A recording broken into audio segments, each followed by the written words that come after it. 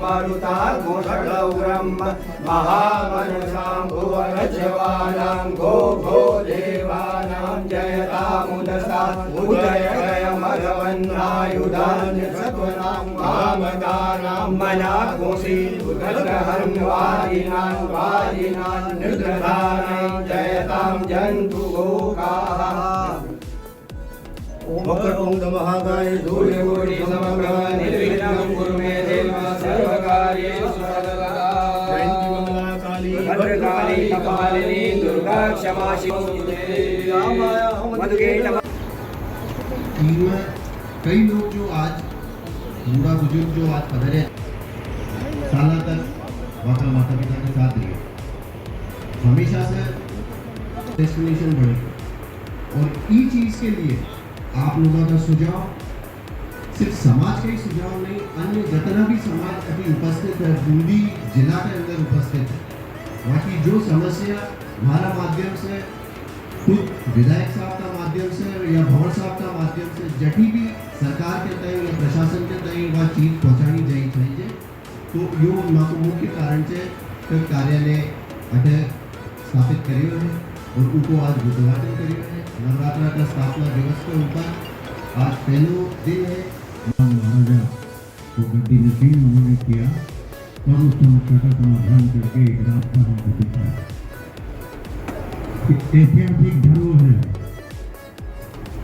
हाड़ा वंश और यहाँ के राज परिवार का एक इतिहास रहा है, पूरे देश में रहा है, पूरे प्रदेश में रहा है और एक वैभवशाली इतिहास रहा है। कोटा और झालावाड़ इसके बाद में हाड़ा वंश ने हमको चाहता था कि इतने अरबों खरबों की लागत की जो विरासत हमें मिली है और जिसका वर्तमान में जो स्वरूप बनता जा रहा है उससे हम सब चिंतित थे। हमारा सौभाग्य है कि समय रहते ये ट्रस्ट का निर्माण कर इन सारी परिस्थितियों को विवेकपूर्ण ढंग से सुव्यवस्थित ढंग से सुरक्षित रखने का, संरक्षित करने का जो ट्रस्ट ने निर्णय लिया, जो ट्रस्ट इस भूमिका को निभाने का जो फैसला कर विधिवत रूप से आज जो कार्यालय आरंभ किया है फूल सागर की, उसको भी मैंने भाई साहब के दिशा निर्देशन पे चाहे उसका लाभ मिला ना मिला, लेकिन उनके दिशा निर्देशन के हिसाब से ही मैंने अपना कर्तव्य विधानसभा में निभाया था जो जगजारी। और आज भी मैं राज परिवार को आश्वस्त करना चाहता हूँ और विशेष रूप से वर्तमान महाराजा और आदरणीय भंवर जितेंद्र सिंह जी साहब को आश्वस्त करना चाहता हूँ कि कितने ही अपने ढंग से कोई गरिमा विहीन काम कोई करे तो चिंता की कोई बात नहीं। हमारा रास्ता सही है, हम सही रास्ते पे चल रहे हैं, हम सब आपके साथ सहयोग करेंगे बूंदी के उज्जवल भविष्य की परिकल्पना के अनुसार इस ट्रस्ट को पूरा सहयोग करेंगे। यहाँ बुलाया यह आयोजन आपने किया उसके लिए भी हृदय के गहन दिल से मैं आपका आभारी हूँ, धन्यवाद। जमीन है वो बूंदी और जो MOU जो बनाया गया है उसमें बूंदी का नाम नहीं लिखा गया है पूर्व विधानसभा में भी, और इस बात के लिए आपको हमको संघर्ष करना पड़ेगा और संघर्ष करके एयरपोर्ट में आप बूंदी का नाम लिखाने के लिए सरकार को बाध्य करना पड़ेगा। इसके लिए आप सब तैयार हैं। कभी कोई छेड़खानी या किसी भी चीज की अगर वारदात हो जाती है तो उसका ब्लेम कौन लेगा? पैलेस प्रबंधन लेगा। तो बिल्कुल आप सही कह रहे हैं। देखिए ऐसा है कोई भी अपन चीज़ रन करते हैं उसको मेंटेन के लिए एक सिस्टम बनाना पड़ता है। बिल्कुल। हमारी पूरी प्राथमिकता है इसको भी जल्द से जल्द चालू किया जाएगा। मेन कारण इसको बीच में बंद करने का ये वैसे यूँ अधिकृत तौर पे आप मान रहे हैं कि ये टूरिस्ट के लिए अभी खुला नहीं है, पर कोई जो मुख्य गेस्ट आते हैं उनको अभी भी दिखाया जाता है। मेन कारण इसको बीच में बंद करने का ये हो गया था कि देखिए जब म्यूज़ियम में कोई इंसान आता है वो हर चीज़ को एक बार टच करने की कोशिश करता है, सिक्योरिटी के पॉइंट ऑफ व्यू से।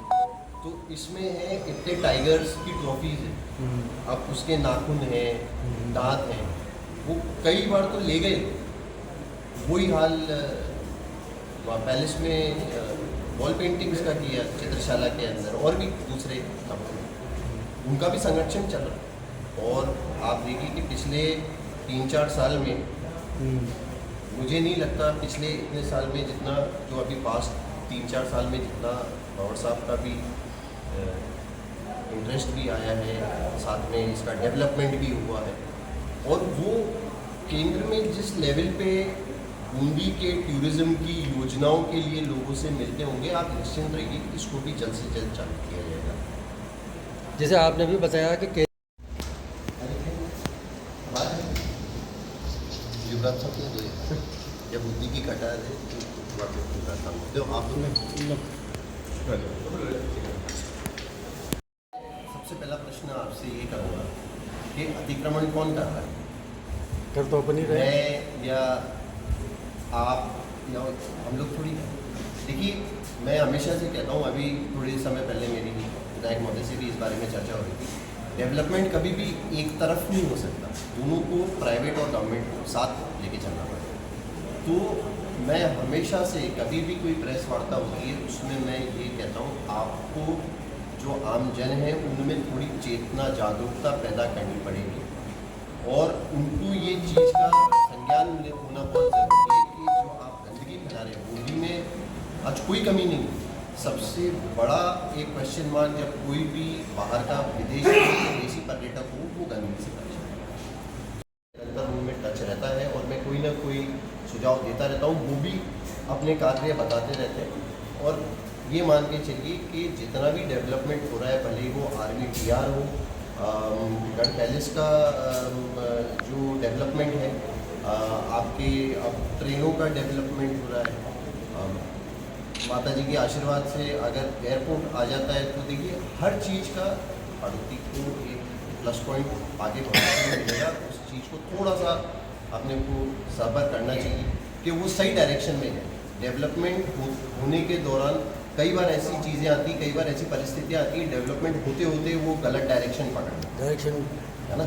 तो मेरी पर्सनल लेवल पे हमेशा ये इच्छा रहती है कि बूंदी का डेवलपमेंट एक पॉजिटिव डायरेक्शन में हो, गलत डायरेक्शन में, और उसी के लिए हम काम करते हैं।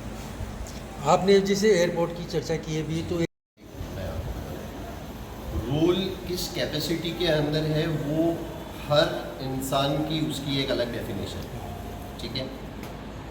कोई रोल ऐसा होता है कि वो दुनिया को उसका ढिंडोरा पीटता है, कई लोगों का ऐसा रोल होता है कि वो अपने काम अपने आप करके और लोगों के माध्यम से, और जिन लोगों पे डायरेक्टली इस चीज़ को सूचना देनी चाहिए वो दे देते हैं। अगर जिस इंसान का आपने नाम लिया वो अगर मेहनत कर रहा है तो उसकी अच्छी बात है, वो करे मेहनत, कोई दिक्कत नहीं है। हमने तो फर्स्ट टाइम से जब मैं गया उस छतरी के स्तर पे, मैं जयपुर में था जब ये ध्वस्त हुई, मुझे मैसेज आ गया, मैं हाथों हाथ बूंदी भी आया, छतरी के स्थान पे भी गया, गांव वालों से भी मिला, और कहीं से कहीं तक मेरे किसी वक्तव्य में मैंने यही कहा कि KDA ने ये सही किया। हमेशा हमने किया कि गलत। अच्छा, उसमें मैं क्या कहूँगा, खुद KDA के लोग इस चीज़ को मानते हैं कि गलत हुआ। अब ये किस अभाव में गलत हुआ, किसकी गलती थी, मेरे हिसाब से इसके लिए तो एक जांच की टीम बननी चाहिए, जो कि मैं समझता हूँ बनी भी है। कुछ अधिकारियों को सस्पेंड भी किया है, और अब वो टीम के ऊपर निर्भर करता है वो क्या तथ्य सामने लेके आती है, और जो भी इसके अंदर होएगा, जो फाइनल रिजल्ट होगा वो बिल्कुल आएगा। पर आपके एक क्वेश्चन पे मैं एक और चीज़ टिप्पणी करना चाहूँगा। देखिए, ऐसा है कि हर परिवार की, हर राज परिवार ही छोड़िए, हर परिवार की एक परंपरा होती है, एक सिस्टम होता है। और जब परिवार के साथ में अगर आप एक रियासत का राज परिवार की बात कर रहे हो, उस परिवार में अगर कोई उत्तराधिकारी नहीं भी हो, पर परिवार होता है, फैमिली, और उस फैमिली का सबसे प्रथम निर्णय ही माना जाता है। आपके या कोई भी जो अन्य लोग यहाँ पे बैठे हुए हैं, इनके भी परिवार में कई बार ऐसी सिचुएशन आती होगी जब आपके किसी के औलाद नहीं हो। अगर उस इंसान के 100 साल भी हो जाते हैं, सबसे पहले वो परिवार के लोग ही चुन के कौन अगला इसका उत्तरदायित्व सक्सेसर कौन रहेगा, ये वही चूज़ करते हैं, मैं या आप थोड़ी चूज़ करते वही करते हैं। अब ये एक ऐसी परिस्थिति बनी बूंदी में कि 2010 में महाराज कुंवर साहब लेट दरबार साहब की डेथ हुई। उस टाइम पे मैं खुद भी विदेश में मैं अपनी पढ़ाई करता था। मैं वापस आया, यहाँ पे किसी से वो छुपा नहीं है कि केसेस चल रहे थे, ठीक। भंवर साहब की ही जागरूकता थी और उनका ही ये चैतन्यशील व्यक्ति मैं मानूंगा कि उन्होंने जिस भी लेवल तक वो केस लड़ा। और आपको मैं बता दूं कि आपके ग्रैंड मदर तो 80s के ज़माने से केस लड़ रहे हैं, आप और मैं तो आज की बात कर रहे हैं। ओबरॉय के साथ में 83-84 के ज़माने से। तो जो राज परिवार है वो इस जगह का डेवलपमेंट ही चाहता है, इसका पतन नहीं चाहता। पर कोई इंसान अगर राज परिवार की प्रतिष्ठा को धूमिल करने की कोशिश करे, मैं उसको बिल्कुल गलत मानता हूँ। और मैं आपको भी एक चीज़ बोलता हूँ, आप मीडिया के बंधु हैं, आपके पास में कलम की ताकत है। आपको उस आदमी को क्वेश्चन करना चाहिए कि आप होते कौन है इस चीज़ को क्वेश्चन करने वाले। मेरे हिसाब से हर एक व्यक्ति जो यहाँ पे मौजूद है वो 2 अप्रैल 2022 को यहाँ पे मौजूद था। उसके साथ में बूंदी के जितने भी छोटे हों के बड़े हों, हर ठिकानेदार यहाँ पे मौजूद थे। हर एक ने दस्तूर नज़र किया है।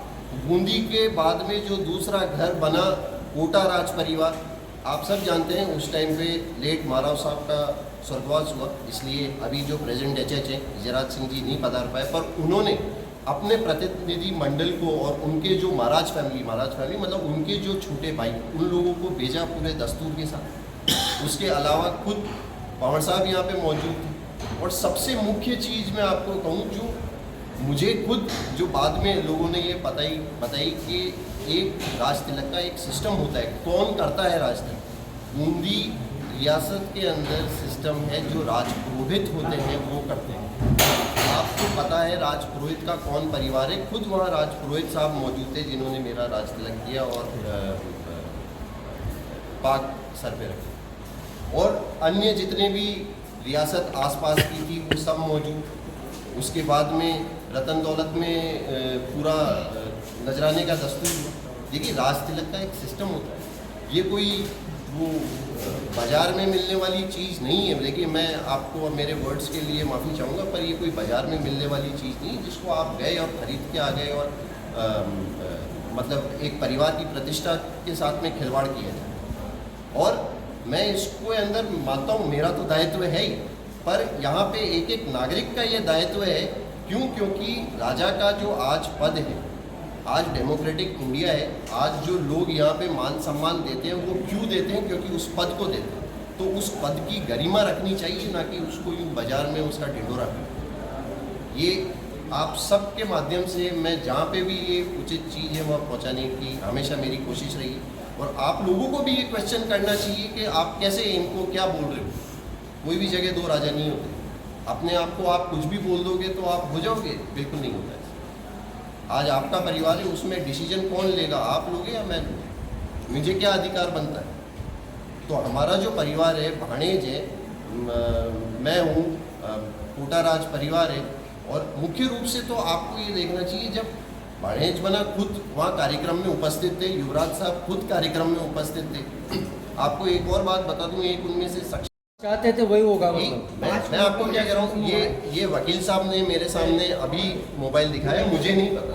मैं आपको यही कृष्णकांत जी को कहता कि उसमें क्या डिसीजन हुआ है मुझे नहीं जानता। पर आपकी बात पर कल जब मुझे गोस्वामी जी का फ़ोन आया, उन्होंने कहा कि साहब आपको 4:30 बजे पधारना है, मीटिंग है। मैंने कहा किस चीज़ में मीटिंग है?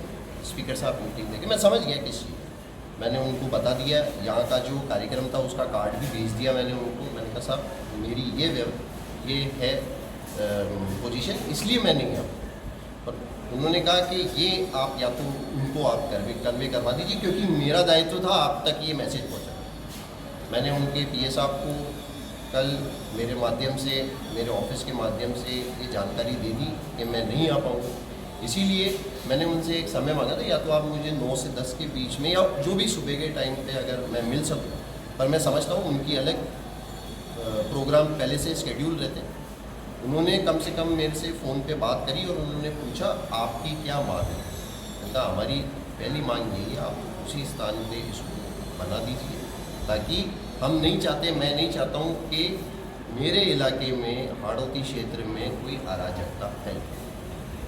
देखिए, राजनीति चमकाने के लिए और सब करने के लिए बहुत आसान है, मैं आपको उस चीज़ के लिए, पर उसका समाधान कैसे निकालना है, मैं ये मानता हूँ आज जिस पद पे मैं बैठा हुआ हूँ, जो ऊपर वाले का और मेरे पूर्वजों का जो आशीर्वाद है, मेरा कार्य ये है कि मुझे लड़ाई को और बढ़ाने की बजाय उस चीज़ का समाधान निकालना है, तभी इस जगह का डेवलपमेंट। और मैं हमेशा से उसी कार्य में लगा हुआ हूँ जहाँ पे बूंदी का डेवलपमेंट हो, बूंदी का एक अच्छा नाम पूरे नेशनल लेवल या इंटरनेशनल लेवल पे। और ये कार्यालय एक उदाहरण है उसका।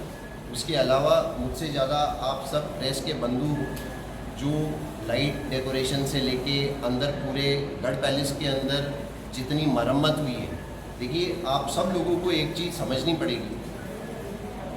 हर एक इंसान एक क्वेश्चन करता है कि आप इसका मेंटेनेंस क्यों नहीं कर रहे, आप इतने ये फीस चार्ज कर रहे हैं।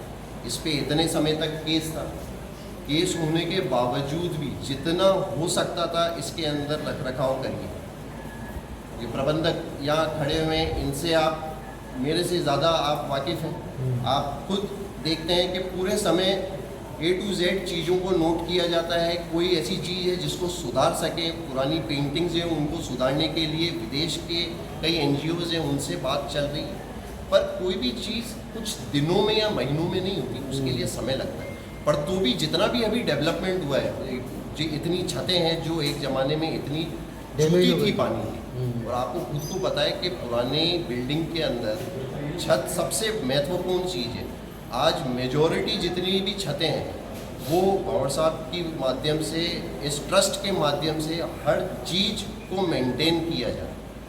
ये गढ़ पैलेस के अलावा क्यों, आप कितनी दूसरी चीज़ें ले लो, आप रंजीत निवास, आप चंपा बाग ले लीजिए, आप नया बाग ले लीजिए, आप सार बाग ले लीजिए। आप एक बात बताइए, इतने सालों के अंदर कितनी चीज़ों को एक साथ डेवलप कर रहे हैं। तो और हर चीज़ को डेवलपमेंट में समय लगता है। मैं बिल्कुल मानता हूँ कि लोगों की जागरूकता रहती है, इच्छा होती है जल्द से जल्द हो। हमारी भी ये इच्छा है। मैं खुद टूरिज़्म व्यवसाय से जुड़ा हूँ।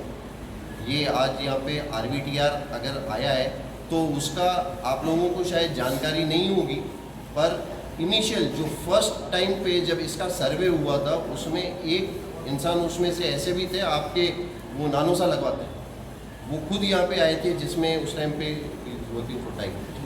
प्रोजेक्ट टाइगर जो केंद्र की जो स्कीम है उसके लिए वो आए थे, पूरा सर्वे करके गए, जिसमें उन्होंने ये बताया कि ये जगह बहुत अनुकूल है और आप यहाँ पे रणथंभौर से इधर शिफ्ट कर सकते हैं। इसका बफर जोन है, इसको आगे सेंचुरी बनेगी। तो देखिए, हर एक इंसान जो राज परिवार से डायरेक्टली इनडायरेक्टली जुड़ा हुआ है, वो हर कोई चाहता है बूंदी का उद्धार, बूंदी ऊपर जितनी ऊंचाइयों में एक ज़माने में थी, आज भी वापस उसी ऊंचाई पर पहुँचे, और हमें भी सकारात्मक तरीके से उस तरीके से चलना है। तो क्या माता का मंदिर रामजन्म के दर्शनार्थ करा जाएगा? हाँ जी, माता का मंदिर रामजन्म के दर्शनार्थ करा जाएगा आपके सामने। आज नहीं कल। भाई देखिए, अब उसके लिए हम एक देखते हैं, कोई टाइम निर्धारित करेंगे। आप बताइए, आपका अगर कोई सुझाव हो, हम उसके लिए भी बिल्कुल ओपन है। अगर कोई हो, आपको लगे कि आप इस समय से इस समय तक बोलिए, तो मैं हूँ, ये प्रबंधक महोदय, जो बेस्ट डिसीजन होगा वो लिया जाएगा। रामजन्म में चर्चा है कि लोग दर्शनार्थ आना चाहते हैं। अच्छा, नवरात्र हो सकता है, ज़्यादा लंबे समय के लिए तो चर्चा कर लेंगे नहीं। इस पे। नवरात्र बिल्कुल चर्चा करेंगे। रंगनाथ जी का एक सोने का सिंहासन है जो अभी तक बाहर निकलना चाहिए, काफ़ी समय से अंदर बंद है, उसके बारे में क्या है?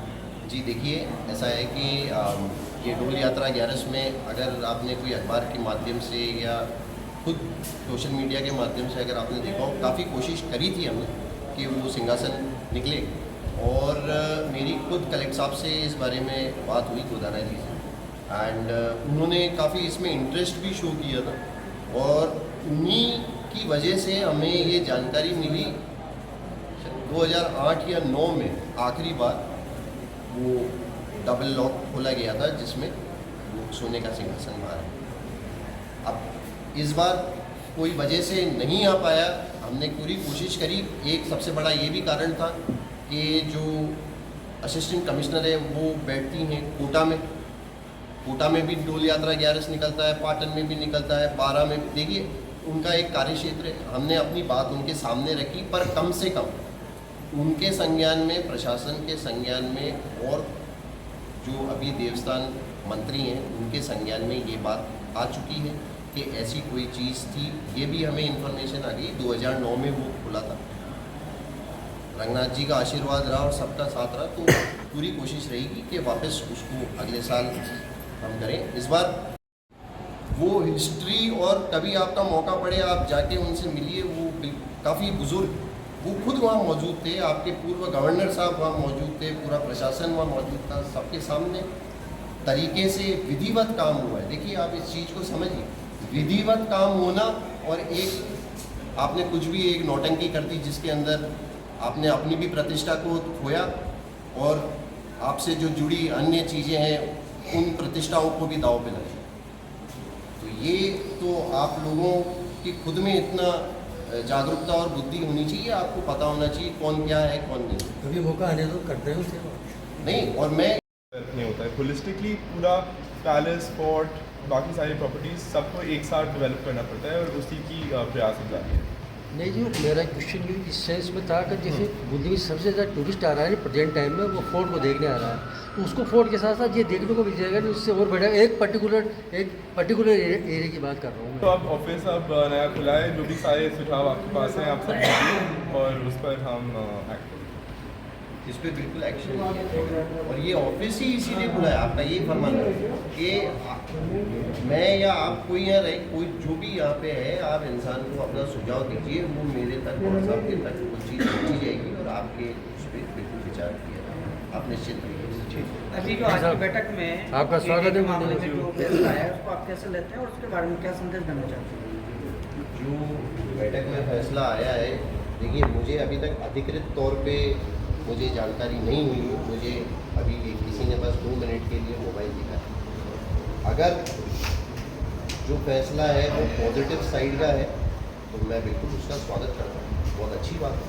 हम तो यही चाहते थे कि उस जगह पे वापस वो पुनर्निर्माण करें, और मैंने जिस भी माध्यम से जिस भी इंसान को लेटर्स लिखे हैं उसमें मुख्य मांग ये रखी है आप स्थान पर उसका निर्माण करके, और क्योंकि स्थान की जागरूकता है इसको महत्व अनुमानित टाइम लगभग 11 साढ़े 11 बताया जा रहा है।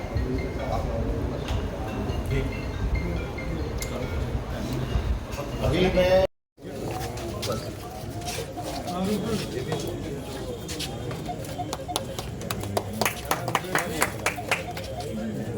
जेपी जैन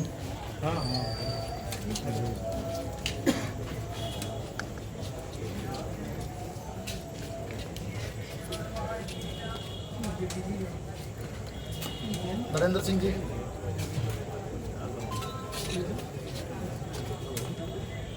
तो ट्रस्ट द्वारा पर्यटन को बढ़ाने के लिए पूरे प्रयास किए जा रहे हैं। जैसा कि आपने देखा होगा कि हमने पिछले साल शारबाग खोला था, इस साल हम लोग कोशिश कर रहे हैं कि अनिरुद्ध महल भी खोला जाए। तो ज़्यादा से ज़्यादा पहले साइट सीन 1 घंटे का होता था, अभी गढ़ पैलेस में 2 से 3 घंटे का साइट सीन हो रहा है। और इसी ब्याह पे ट्रस्ट के ब्याह पे ही हम लोग गाइड्स को भी ट्रेन कर रहे हैं ताकि उनको प्रॉपर हिस्ट्री टूरिस्ट को एक्सप्लेन कर सके, प्रॉपर नॉलेज दे सके। इसी ब्याह पे हम लोग ये लाइसेंस अश्विनी जी